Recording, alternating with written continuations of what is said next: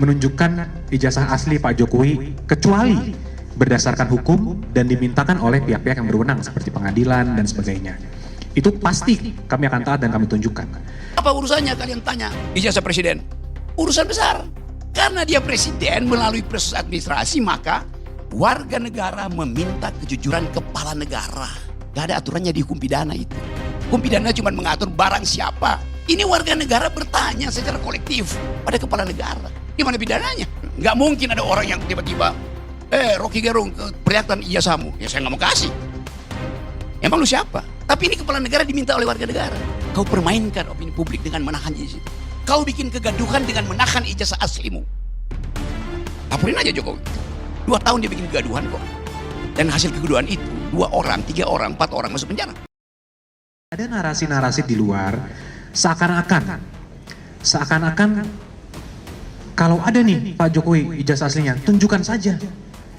Kenapa tidak ditunjukkan? Apakah takut Pak Jokowi? Nah itulah narasi yang selama ini mungkin sudah terbangun. Dan itu kami sayangkan dan itu sangatlah tidak berdasar hukum dan sangat menyesatkan. Kenapa? Pertama, kami tidak akan menunjukkan ijazah asli Pak Jokowi kecuali berdasarkan hukum dan dimintakan oleh pihak-pihak yang berwenang seperti pengadilan dan sebagainya. Itu pasti kami akan taat dan kami tunjukkan. Tapi jika tidak, untuk apa kami tunjukkan? Karena hal ini juga berpotensi untuk menimbulkan presiden yang sangat-sangat buruk. Mungkin Mas dan Mbak mempunyai ijazah sendiri dari SD, SMP, SMA juga mungkin hingga kuliah juga. Bayangkan jika ada orang tiba-tiba minta, tunjukin deh Mbak ijazahnya.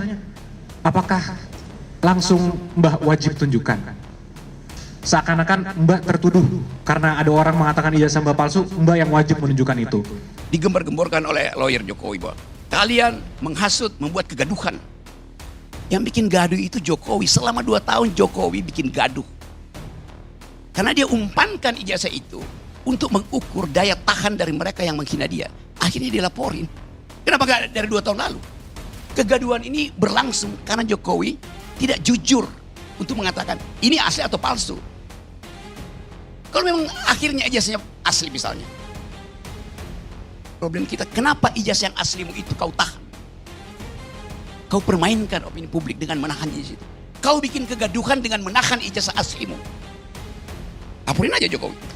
2 tahun dia bikin kegaduhan kok. Dan hasil kegaduhan itu 2 orang, 3 orang, 4 orang masuk penjara.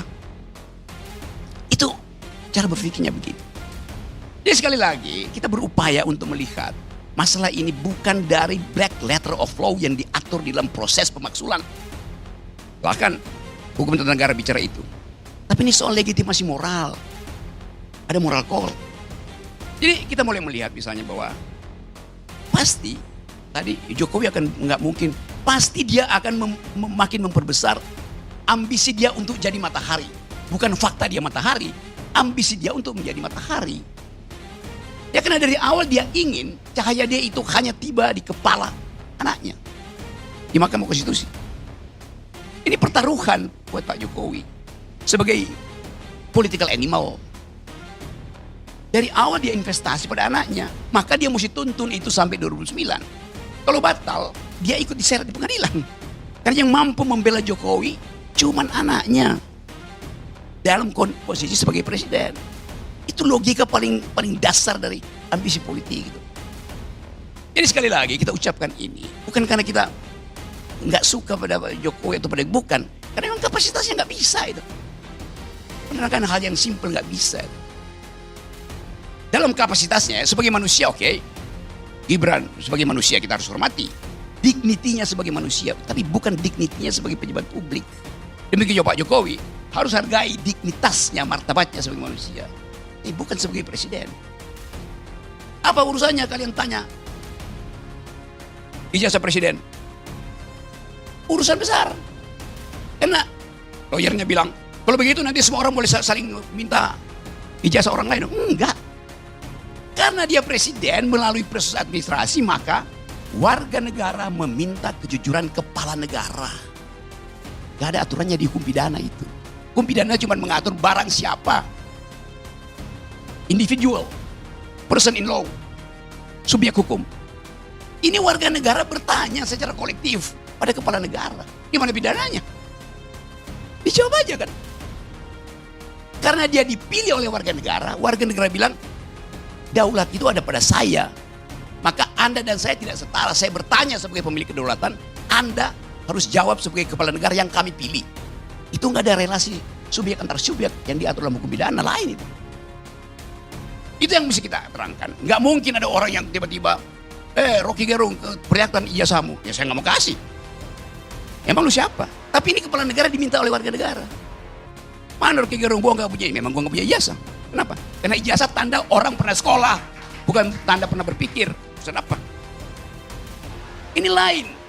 Persyaratan administrasi itu harus diperlihatkan. Jadi saya kira itu intinya di situ. Kita berdebat terus menerus. Tapi isu ini akan ada tetap di situ sampai 2029. Dan itu akan memusingkan Presiden Prabowo yang ke bulan Juni mesti putar otak bagaimana ganti bayar utang 800 triliun yang dibuat oleh Jokowi. Masalahnya cuma di situ. Jadi sekali lagi, Gibran, ya, betul tadi. Kemampuan Gibran adalah membagi-bagi skincare. Soalnya, kenapa dia nggak pakai sendiri? Tidak perlu. Yang dia butuh bukan skincare, tapi brain care. Ya, itu soalnya. Kan terbuka kita bicara itu kan. Sebagai wakil presiden, brainnya kurang, mesti tambah care-nya. Jadi sekali lagi teman-teman, kita mencoba mendudukkan masalah ini sebagai moral call. Yang mungkin kalau masuk DPR ya tukar tambah terjadi. Tetapi kalaupun batal dimaksulkan, memori publik sudah definitif bahwa kapasitas Gibran nggak cukup. Itu soalnya tuh. Akan terus bulan Juli, mahasiswa UI, mahasiswa UIN, mahasiswa Makassar, mahasiswa UNAS, mahasiswa Pakuan, tempat sang profesor mengajar, akan diterangkan oleh seniornya bahwa yang namanya FOFA ini, yang nggak mampu berpikir si itu tuh, diwariskan. Soal-soal ini, ya kita mesti selesaikan secara kebudayaan, secara moral. Jadi itu intinya, itu akibatnya kalau ada dua matahari, yang satu terbit dari Tidar dan belum tenggelam, yang satu terbit dari gorong-gorong dan dua tenggelam di IKN. Itu soalnya tuh. Jadi sekali lagi saya ingin terangkan itu dalam kejujuran kita bernegara. Mas Rocky, tadi ada pertanyaan dari Pak Arief ini, apakah mungkin Pak Jokowi sendiri menarik anaknya menjadi untuk selesai? Apakah dibalik pertanyaan? Apakah mungkin Pak Jokowi mengorbankan anaknya?